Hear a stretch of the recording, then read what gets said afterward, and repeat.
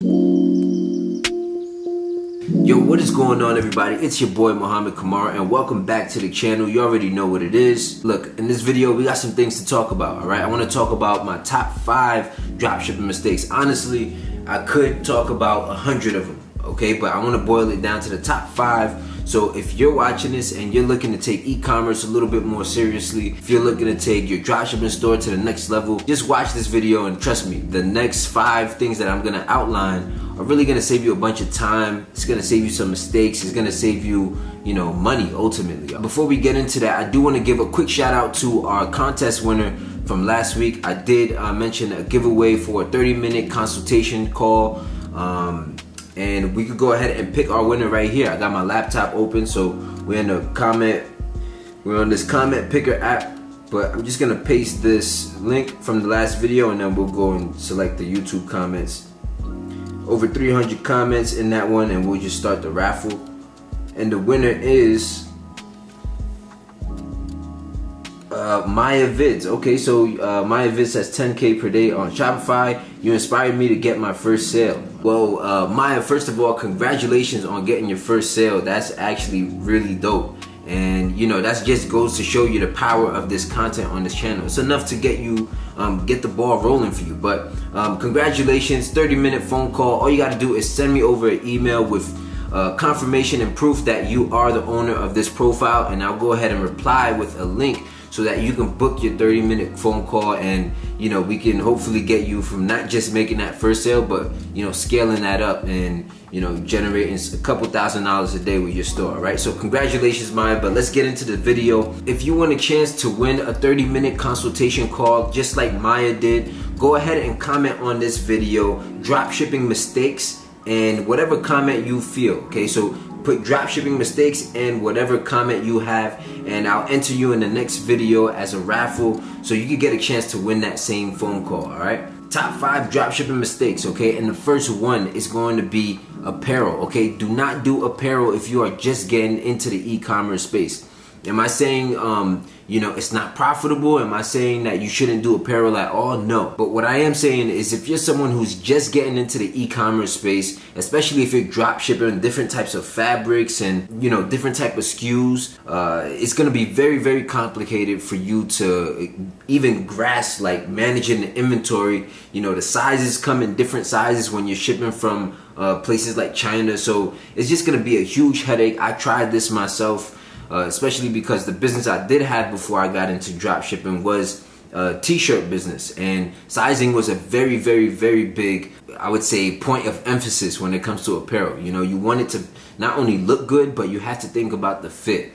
And because the fit is so important, it's going to lead to a lot of returns. Whether you're on e-commerce or just a brick and mortar store, when you're dealing with apparel, the return rates are a little bit higher because everybody's bodies are different, right? Everybody wears and things fit differently. So if it could be perfectly made, but if it doesn't fit the person how they would like, you're usually gonna see that they're gonna return it, and that's gonna cause you a lot of headache, especially as someone who's just getting started. But if you are a little more seasoned, if you know exactly what type of fabrics you want to use, exactly how it's gonna fit, and you have a good grasp on all of that in your product, definitely do apparel because the margins are high there, and there's a lot of room for scalability. Even though it is such a competitive space, everybody needs clothes, right? Everybody's shopping, everybody's ongoing going to be purchasing new clothes at some point. So that's my take on apparel. The second thing is to actually let your ads optimize. Okay, so as dropshippers, a big part of what we do is the advertising, and this is what we pride ourselves on. This is what we believe we should be good at. And if you're good at advertising, the point is to be aggressively patient. Stay with me here, because a lot of people would immediately launch an ad, and then they expect the results to come in like right away. It's gonna take time for your ads to optimize. It's gonna take time for Facebook to collect that data for you. And if you cut off your ad sets early, you actually done more harm than just not running the ad set at all.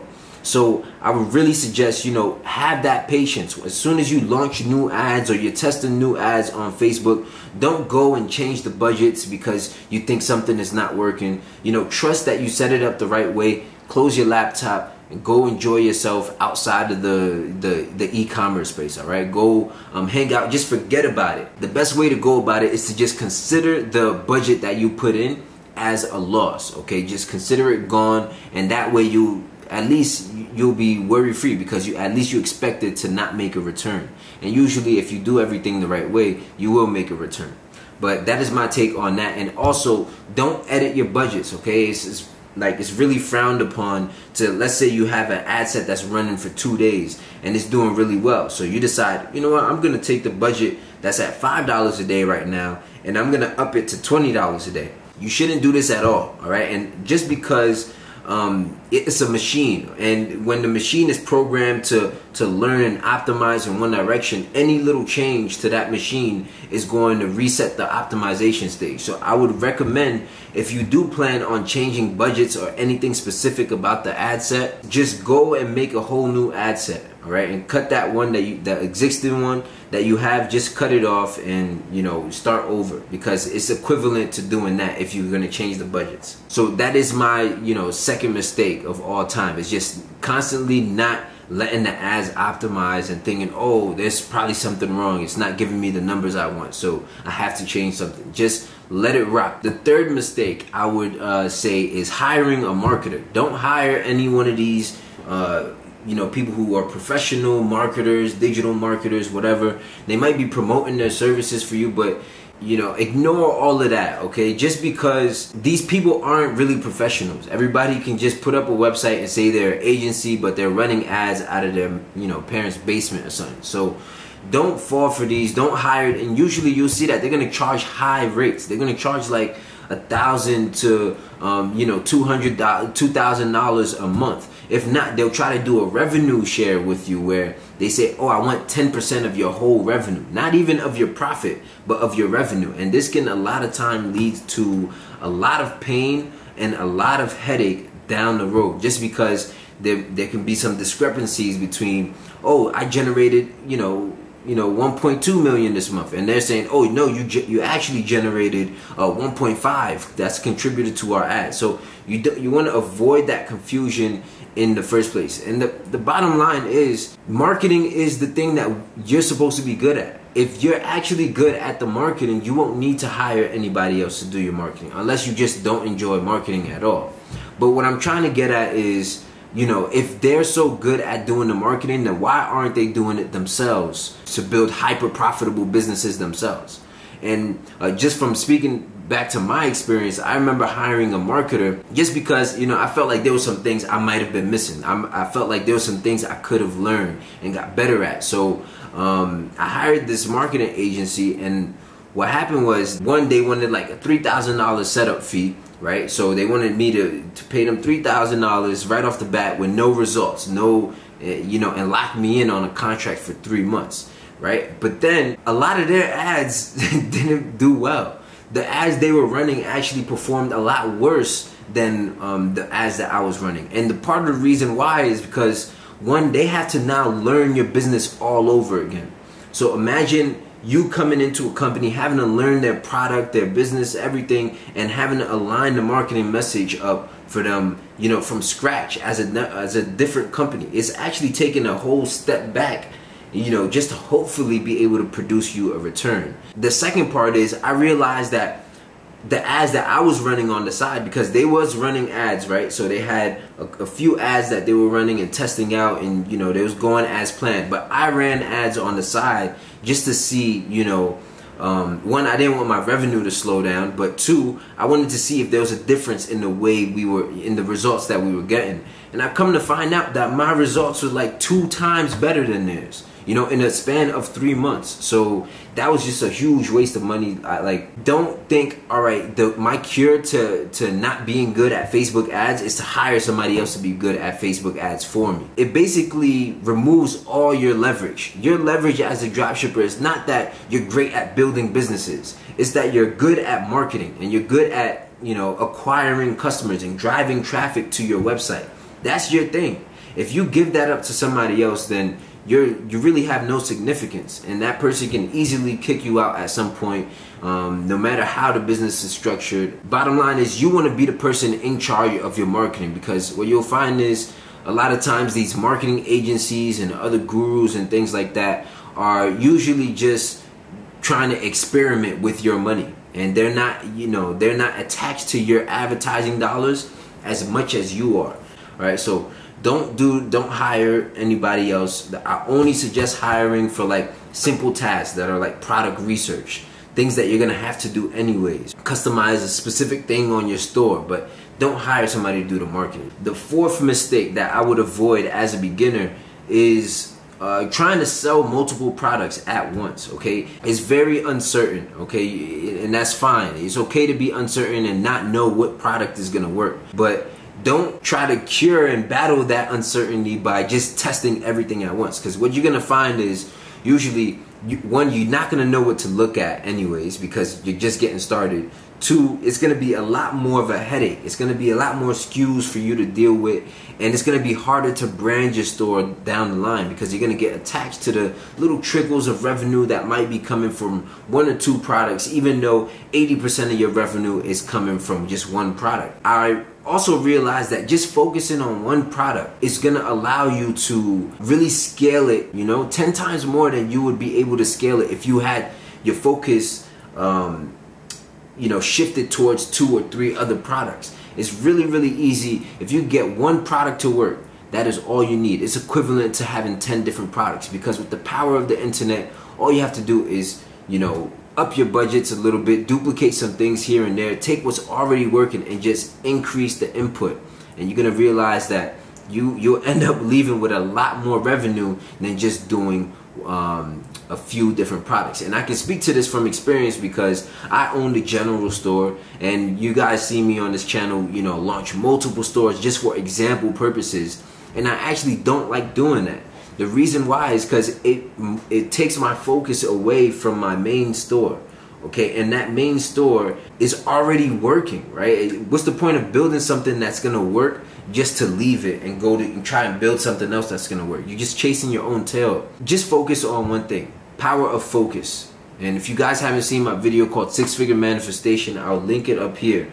It really goes in on, just backing it up from not even on a dropshipper level, but from a life perspective, how to be able to focus in a time and age where people love instant gratification. People want results like that. The people who can focus will win. The fifth mistake, and probably the most crucial mistake out of all of these, is to try and have a perfect launch. Okay, do not try and have a perfect store and a perfect advertising campaign, perfect product before you even launch anything, because that's just, you're gonna get killed. It's probably the worst thing that you could do, because one, perfectionism is gonna kill you. Two, everything that looks good or you might assume looks good probably doesn't look good in your customers' eyes, So I see a lot of people go and try and build out this perfect store for the demographic. They make all these assumptions like, oh yeah, this is gonna sell to this type of person. I'm gonna sell this baby product to moms in this area and doing this, and the store has to be a baby, it has to have these baby fonts in it. You don't know until you start driving traffic to your store. You don't know from a data standpoint, how people are gonna react to your perfect store, right? So I don't suggest having a perfect launch, just because, one, you're probably gonna anticipate and misjudge a lot of things before that launch date, and two, when that launch comes, you're gonna be very disappointed by the results, because you're gonna realize you could have got the same results by just starting a scrappy store where the only button that was working was the checkout button, right? And at least people were able to pay you. It's just a lot of headache. My motto is, don't make the right decision. Make your decisions right. It's okay to learn as you go. You're not gonna catch a disease because you didn't launch a perfect business, or you don't have the most beautiful theme in the world. Start with a free theme on Shopify. Start your 14-day free trial, right? Go ahead and build these stores. Get comfortable with using the platform. It's very easy in the first place, but just go and work with these free themes. See how that works out for you. Once you have something that works, then you want to invest in it. But there's no point in investing in something that you don't even know works yet.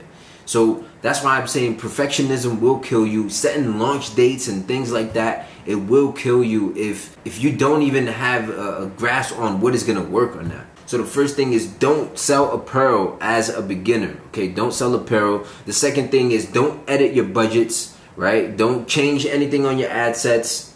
If you let them run, let them optimize, let them do their thing. The third thing is, do not hire a marketer. Don't rely on somebody to get good at marketing for you. It's actually a lot worse than you think. And the fourth thing is not to focus on too many products and testing too many things in the beginning stage. You don't want to overwhelm yourself, especially if you don't know what to look at. And the fifth and final thing is not to have a perfect launch. Okay, just go start something, drive some traffic. At least you'll be able to see from a numerical standpoint what works or not. And then at that point, everything else after is considered an investment to make it better. Okay, you can start scrappy, then make it look good, then make it optimized, and then, have that 7-figure store that we all want to have, right? So those are my top 5 mistakes. If you did like this video, make sure you like, comment, and subscribe. I try to squeeze in as much value, even though it's just 5 mistakes. But make sure you like, comment, subscribe if you learned something. Also, I'm thinking about doing a live Q&A on YouTube, because I think I just unlocked that feature because we hit that 20K sub mark. So thank y'all for that, first of all. But let me know, do y'all want me to do a live Q&A? Would you show up? Let me know if you're interested in that, and I'll go ahead and consider setting that up sometime over a weekend. We could just hang out on YouTube for about an hour or two, answer you guys' questions. Bottom line, if you like this video, of course, like, comment, subscribe. I'll link some other videos for you right here if you want to check that out. And hey, all the best to you. Happy holidays to everybody out there, and I'll catch you on the next video. It's your man Muhammad Kamara. Peace.